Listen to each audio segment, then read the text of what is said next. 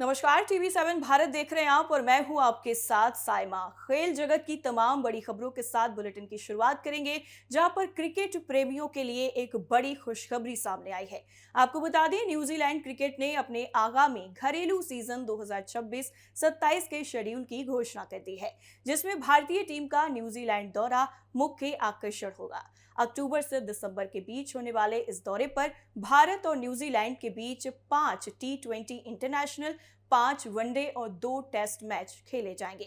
कुल 12 मैचों का ये दौरा न्यूजीलैंड क्रिकेट के इतिहास में मैचों की संख्या के लिहाज से अब तक का सबसे बड़ा घरेलू दौरा होने जा रहा है। दौरे की शुरुआत 22 अक्टूबर से सीमित ओवरों के सीरीज से होगी, जबकि आखिरी में वेलिंगटन और क्राइस्टचर्च में 2 मैच खेले जाएंगे। भारतीय टीम लंबे वक्त बाद टेस्ट सीरीज के लिए न्यूजीलैंड की धरती पर कदम रखेगी। आपको बता दें, इससे पहले भारत ने आखिरी बार साल 2019-20 में न्यूजीलैंड का दौरा किया था। हालांकि इस बीच में कीवी टीम ने 2 बार भारत का दौरा किया है, जिसमें हाल ही में संपन्न हुआ 2024-25 का दौरा भी शामिल है, जहां न्यूजीलैंड ने भारत को उसके घर में 3-0 से टेस्ट सीरीज हराकर ऐतिहासिक क्लीन स्वीप किया था। ऐसे में भारतीय टीम के पास न्यूजीलैंड की सरजमी पर उस हार का हिसाब चुकता करने का एक बड़ा और बेहद ही बेहतरीन मौका है। खेल प्रेमियों के लिए इस वक्त ये खुशी की खबर है कि अब न्यूजीलैंड में क्रिकेट का दम दिखेगा।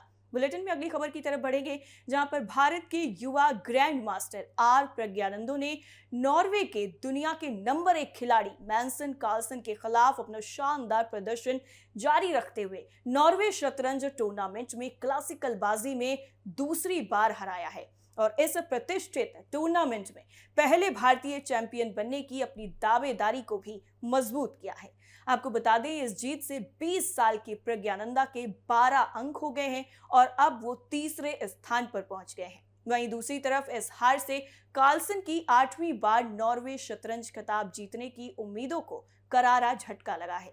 अब केवल 2 राउंड का खेल बचा हुआ है और ऐसे में मौजूदा चैंपियन कार्लसन के लिए खिताब बचाना आसान नहीं होगा।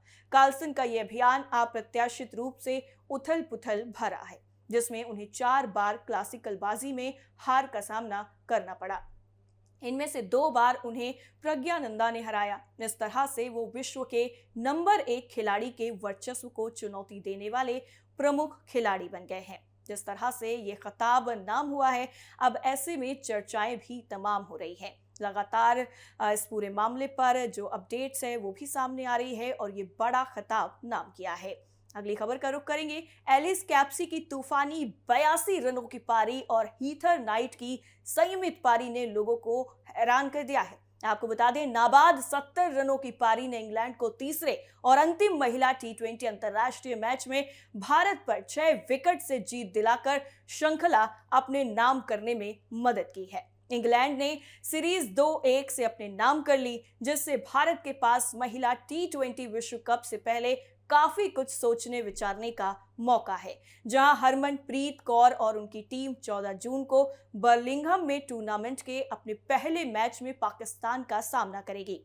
181 रनों के लक्ष्य का पीछा करते हुए इंग्लैंड ने 18.3 ओवरों में 4 विकेट के नुकसान पर 184 रन बना लिए। T20 अंतर्राष्ट्रीय मैचों में ये उनका दूसरा सबसे बड़ा सफल रन रेंज था, जिसमें कैप्सी और नाइट के बीच चौथे विकेट के लिए मात्र 76 गेंदों में 137 रनों की साझेदारी ने अहम भूमिका निभाई। हालांकि लक्ष्य का पीछा करने की शुरुआत उथल पुथल भरी रही, क्योंकि इंग्लैंड ने पावर प्ले के अंदर ही सलामी बल्लेबाज Sophia Dunkley, Danni Wyatt Hodge और एमी जोन्स के विकेट खो दिए और स्कोर 38 पर 3 विकेट हो गया। टीम में वापसी करने वाली तेज गेंदबाज क्रांति गौड़ ने हॉज और जोन्स का आउट करके शुरुआती झटके दिए। हॉज एक बेहतरीन गेंद पर आउट हुई, जो अंदर की ओर स्विंग होकर उनके स्टंप्स को हिला गई। इसके बाद ही कैप्सी और नाइट के शानदार प्रदर्शन से इंग्लैंड को अस्थिरता मिली। कैप्सी ने अपनी 43 गेंदों की पारी में 9 चौके और 3 छक्के जड़े, जबकि नाइट ने 42 गेंदों की पारी में 10 चौके शामिल किए और भारतीय गेंदबाजों को बेअसर कर दिया। हाल ही की असफलताओं के बाद कैप्सी और नाइट दोनों को आत्मविश्वास बढ़ाने की जरूरत थी और उन्होंने तब ऐसा किया जब इसकी सबसे ज्यादा जरूरत थी। इसके साथ ही अगली खबर का रुख करेंगे। भारतीय क्रिकेट कंट्रोल बोर्ड यानी बीसीसीआई ने टीम इंडिया के स्पिन विभाग को मजबूत करने के लिए एक बेहद ही अहम फैसला लिया है। आपको बता दें, बोर्ड ने पूर्व भारतीय क्रिकेटर साईराज बहुतुले को भारतीय पुरुष सीनियर टीम का नया स्पिन बॉलिंग कोच नियुक्त कर दिया है।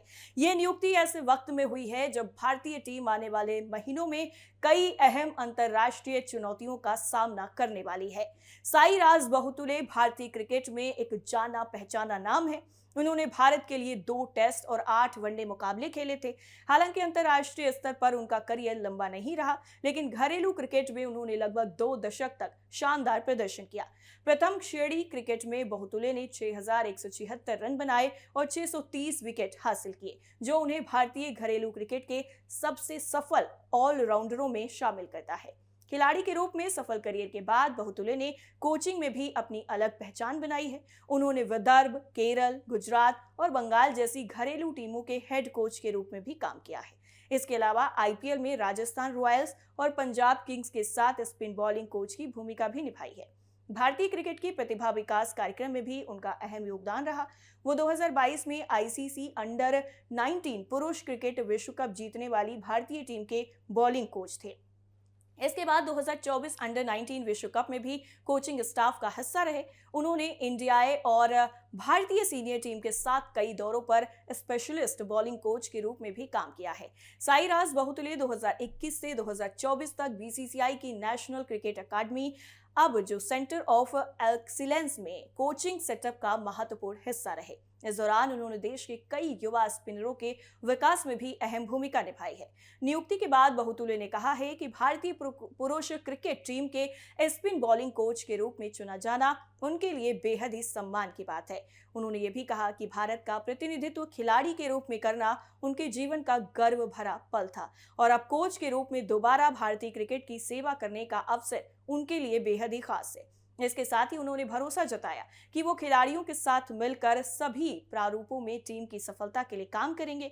भारतीय टीम के पास इस वक्त कई प्रतिभाशाली स्पिनर मौजूद हैं और ऐसे में बहुतुले का अनुभव टीम के लिए काफी उपयोगी साबित हो सकता है। बीसीसीआई को उम्मीद है कि उनके मार्गदर्शन में भारतीय स्पिन आक्रमण आने वाले सालों में और भी ज्यादा मजबूत होगा। अगली खबर का रुख करेंगे, जहां पर 2 बार की ओलंपिक पदक विजेता PV Sindhu Indonesia open badminton के दूसरे दौर में पहुंच गई हैं, लेकिन किदांबी श्रीकांत और लक्ष्य सेन बाहर हो गए हैं। इनके अलावा पुरुष युगल में हरिहरन आमसकारुनन और एमआर अर्जुन की जोड़ी भी दूसरे दौर में पहुंच गई।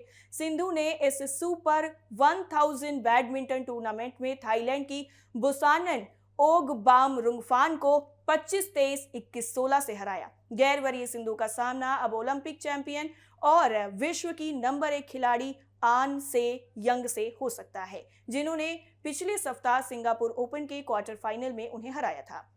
इसके साथ ही श्रीकांत पुरुष एकल के पहले दौर में जापान के यूशी तनाका से 19-21, 15-21 से हार गए। सेन को इंडोनेशिया के अलवी फरहान से 19-21, 16-21 से हार का सामना करना पड़ा।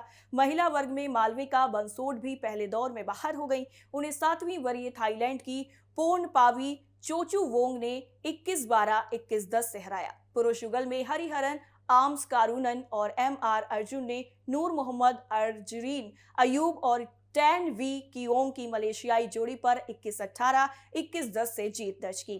हालांकि महिला युगल में त्रिसा जॉली गायत्री गोपीचंद को फेब्रिया आना द्वीपजी, कुसुमा मेलिसा ट्रायस, शुप्ति तासारी की इंडोनेशियाई जोड़ी से 14-21, 12-21 से हार झेलनी पड़ी। मिश्रित युगल में ध्रुव कपिला तनिषा क्रेस्टो की जोड़ी भी पहले दौर में गुवो शिवा चेन फांग की जोड़ी चीनी ने 11-21, 10-21 से हार गई। इसके साथ ही जिस तरह से ये मैच हुआ उसमें लगातार जो अदला बदली का खेल था वो यहाँ पर देखने को मिला। इसके साथ ही जो बड़ी यहाँ पर जीत थी वो दर्ज की गई है। पीवी सिंधु को यहाँ पर बड़ा जो मुकाम है वो मिलता हुआ नजर आ रहा है। इसके साथ ही अगली खबर का रुख करेंगे, जहाँ पर चेक रिपब्लिक के 20 साल के खिलाड़ी याकूब मैंसिक ने पहली बार किसी ग्रैंड स्लैम के सेमीफाइनल में अपनी जगह बनाई है। आपको बता दें कि पेरिस में खेले गए मेंस सिंगल क्वार्टर फाइनल में मेंसिक ने 19 साल के ब्राजील के खिलाड़ी जोआओ फोंसेका को 6-4, 6-3, 7-6-3 से हराया है और ये मुकाबला इस साल फ्रेंच ओपन का सबसे युवा क्वार्टर फाइनल था। इसके साथ ही आपको बता दें कि 2006 के बाद पहली बार दो इतने युवा खिलाड़ियों के बीच में अंतिम 8 का मैच खेला गया।